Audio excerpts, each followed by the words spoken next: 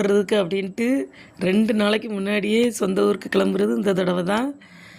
எல்லாருமே காலையிலே சொந்த ஊருக்கு கிளம்பிட்டோம். பிள்ளைங்களுக்கு அவ்வளோ சந்தோஷம். காலையிலே லோகன் எந்திரின்னு ஒரு வார்த்தை தான் சொன்னேன். அம்மா கிளம்பிட்டீங்களா ஊருக்கு அப்படின்னு சொல்லிட்டு வேகமாக பிள்ளைங்க 2 எந்திரிச்சிருச்சுன்னா பார்த்துக்கோங்க. அப்படியே எங்கள் வீட்டுக்கார் வந்து திருமங்கலம் வரைக்கும் வந்து பஸ் ஏற்றி விட்டாங்க. ஏன்னா எப்போவுமே எங்கள் வீட்டுக்கார் வந்து பைக்கில் பின்னாடி வந்துடுறது எங்களை அனுப்பி விட்டுட்டு.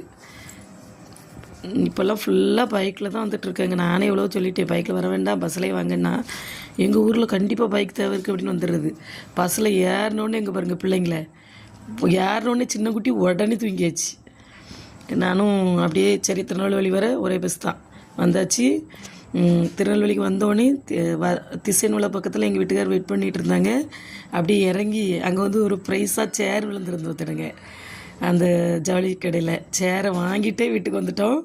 அந்த சேர் வந்து விழுந்து 2 மாதம் ஆகுது. அந்த சேர் எதுக்காக விழுந்துச்சு அப்படின்ட்டு அடுத்த வீடியோவில் கண்டிப்பாக சொல்கிறேன். என்னதுக்காக இந்த ப்ரைஸ் தந்தாங்க அப்படின்ட்டு கண்டிப்பாக பாருங்கள். செம்ம சர்ப்ரைஸாக இருக்கும் அந்த சேர் விழுந்தது இருந்து. ஓகேவா? அதுக்கப்புறம் வீட்டுக்கு வந்தோடனே வீட்டை பெருக்கிட்டு ஃபுல்லாக ஒட்டரை அடித்து வீட்டை பெருக்கி பெட்ரூமு கண்டிப்பாக பெட்டை க்ளீன் பண்ணி ஆகணும். ஏன்னா போன தடவை வரும்போது பிள்ளைக்கு பூச்சி கடிச்சிருச்சா, அதில் பெட்டு ஃபுல்லாக க்ளீன் பண்ணி. இங்கே பாருங்களாம், வீட்டு முன்னாடி இவ்வளோ பெரிய செடி.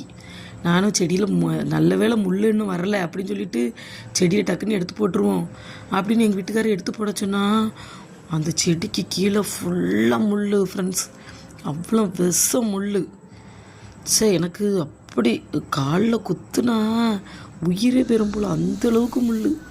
அந்த ஒரு செடி தான் அவ்வளோ பெரிய செடியாக படர்ந்துருக்கு. என்ன முள்ளுன்றிய?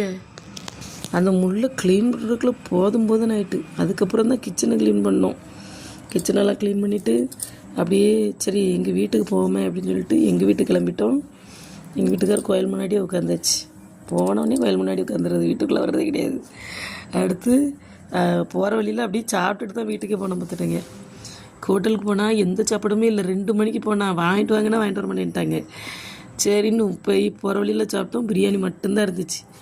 அப்புறம் நிறைய எங்கள் ஊருக்கு போயிட்டு எங்கள் அம்மா வீட்டுக்கு போயிட்டு எங்கே பாருங்கள் எங்கள் அப்பாவை பார்க்குறதுக்கு ஓடியே போனான். கிட்டத்தில் என் மூத்த பையன் போயிட்டு கிட்ட போய் நான் உண்டாச்சு. எங்கள் அப்பா அங்கே வாயா அப்படின்னு கூப்பிட்டுருக்காங்க. அதுக்கப்புறம் வீட்டுக்கு போனோம். வீட்டுக்குள்ளே போனால் எங்கள் அக்கா இல்லை, ஒருத்தர் இல்லை, எங்கே ஆள் இல்லை. அதுக்கப்புறம் வீட்டுக்கு பின்னாடி போய் பார்த்தா பின்னாடி எங்கள் அக்கா அந்த தோட்டத்தில் உட்காந்துட்டு இருந்தா. அதுக்கப்புறம் நைட்டு பொருளெல்லாம் வாங்கிட்டு வந்து தோசை ஊற்றி தக்காளி சட்னி சாப்பிட்டாச்சு. ஓகேவா?